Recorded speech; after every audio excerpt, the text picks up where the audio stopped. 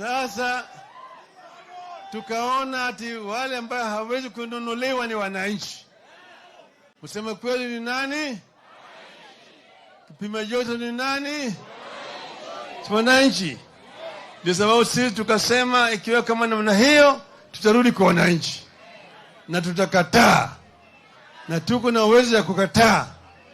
Sheria ya Kenya na katiba ya Kenya inaruhusu wa Kenya kama hawataki kitu kukataa na kufanya maandamano. Fungu 37 ya katiba inakubalia wa Kenya kama hawakubali kitu kufanya maandamano. Kwa hivyo hakuna sheria ambayo sisi tulivunja. Sasa tulisema ni maandamano ya amani. Maandamano ya hakuna kuharibu mali ya mtu yoyote. Tulimwambia wananchi tutaki mtu aguze mali ya mwingine. Na wananchi walikuwa wanafanya maandamano ya amani. Lakini sasa wale askari walikuwa wanajitokeza. Wanaenda kwenye mtaa pale wananchi wanaishi. Alafu wanazuia wananchi kutoka. Wanakuja pale wanarusha tear gas. Wananchi wasitoke. So wananchi wakiona kama jamaa wamekataza kutoka, sasa wao wanachukua mawe wanarusha wale watu.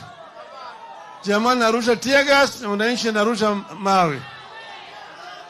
Pili, anaanza kutumia risasi. Kupiga wananchi na risasi kama mtu anapiga swara. Shame on them. Shame on them. Sasa tuliwaelimisha kwamba kuna fujo mara mbili au kuna nguvu mara mbili. There are two types of violence. There's what is called oppressive violence and there's what is called defensive violence. Haya mawili si sawa. Offensive violence, wizi askari anakuja kwako, anaanza kurushia wewe tear gas, alafu baadaye anaanza kupiga riwe na risasi. Hii inaitwa offensive. Lakini nyingine inaitwa defensive violence. Anakuja na tear gas, anakuja na risasi. Wewe unachukua mawe unarushia yeye. Unajitetea. Si unajitetea? Defensive violence. Defensive violence is not equal to offensive violence.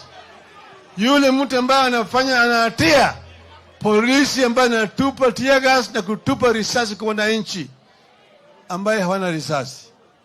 Kwa hivyo hawa jamaa hawajaelewa haya. Ile nguvu ambayo wanatumia ni kama ile ambaye Bwana Smart na Bwana de Klerk na wale wengine walitumia dhidi ya Afrika kule Afrika Kusini na wakashindwa.